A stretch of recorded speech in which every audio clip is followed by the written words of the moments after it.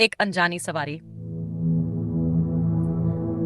नमस्कार दोस्तों, मेरा नाम पूजा है। आज मैं आपको अपनी जिंदगी का वो डरावना सच बताने जा रही हूँ जिसे याद करके आज भी मेरी रूह कांप उठती है। कहते हैं ना, कभी कभी जिंदगी में ऐसी घटनाएं घट जाती है जिन पर यकीन करना भी मुश्किल होता है।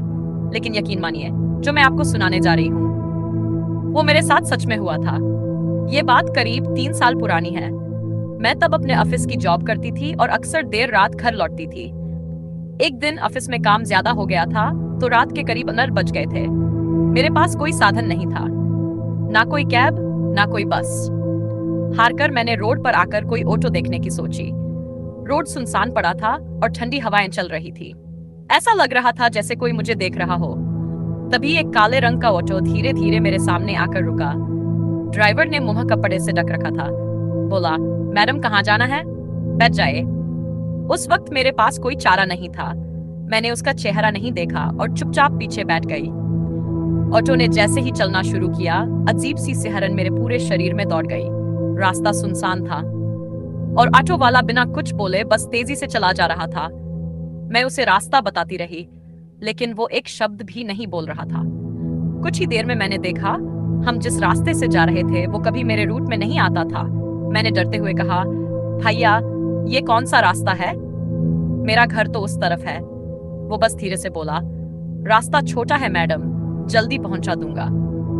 मेरा दिल जोर जोर से धड़कने लगा। मैंने फोन निकाला, लेकिन वहां नेटवर्क गायब था। तभी मैंने पीछे मुड़कर देखा। ऑटो के पीछे कोई साया बैठा हुआ था।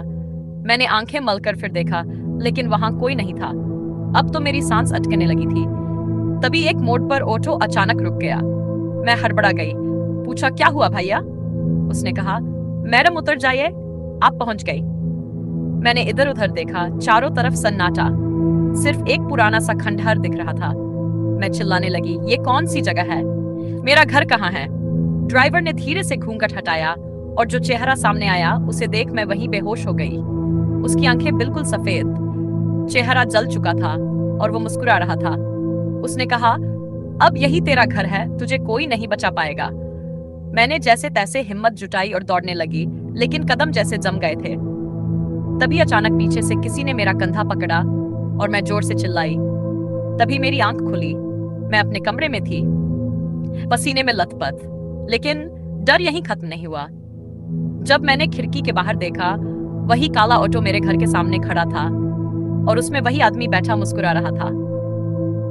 उस रात के बाद मैंने ऑफिस जाना छोड़ दिया और आज भी उस साया की परछाई मेरे इर्द गिर्द महसूस होती है। कोई माने या ना माने, लेकिन वो साया आज भी मेरा पीछा करता है।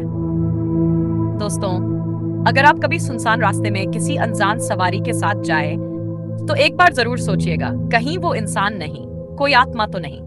यही थी मेरी सच्ची घटना। अब आपसे विदा लेती हूँ। Bye bye, take care. अगली कहानी में फिर मिलते हैं। डरावनी हिंदी कहानी, हॉरर हिंदी स्टोरी, भूत हिंदी कहानी, हिंदी रियल और सुनील श्रीवास्तव रावनी हिंदी स्टोरी। अगर आपको ये सच्ची घटना पसंद आई हो तो हमारे चैनल को सब्सक्राइब जरूर करें। अगली कहानी और भी डरावनी हो।